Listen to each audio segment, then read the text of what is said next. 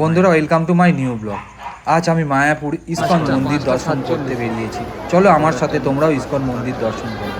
তাই ভোর ভোর আমি শিয়ালদায় পৌঁছে গেলাম। 5:37-এ ট্রেন ধরে কৃষ্ণনগর থেকে অটো করে আমি স্বরূপগঞ্জ ঘাট পৌঁছালাম। নদী পার হয়ে আমি মায়াপুরে এসে পৌঁছালাম। ওখান থেকে টোটো করে আমি মায়াপুরের ইস্কন মন্দিরের সামনে এসে পৌঁছালাম। ভেতরে প্রবেশ করলাম। ভেতরে প্রবেশ করে আমি মহাপ্রসাদী কুপন কাউন্টার থেকে একটি কুপন সংগ্রহ করে নিয়েছিলাম। মহাপ্রসাদী কুপনের মূল্য ছিল 80 টাকা 150 টাকা। আমি গদা ভবনের 80 টাকার কুপন সংগ্রহ করেছিলাম।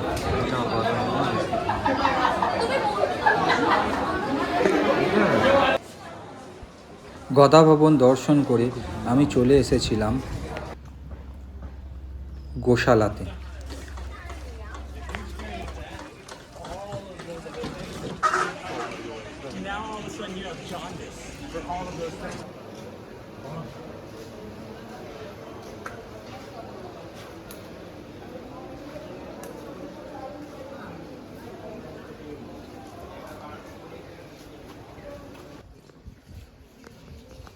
গোশালা দর্শন শেষ করে আমি চলে এসেছিলাম পুষ্প সমাধি মন্দির দর্শন করতে। পুষ্প সমাধি মন্দির দর্শন করে আমি চলে গিয়েছিলাম গুটি গুটি পায়ে গদা ভবনে।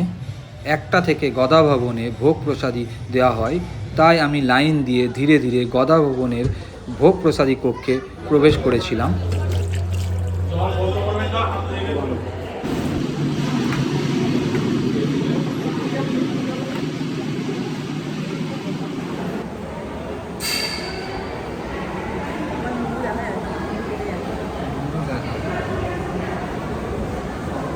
বন্ধুরা, ভোগ প্রসাদী গ্রহণ শেষ করে আমি বাড়ির উদ্দেশ্যে রওনা দিয়েছিলাম।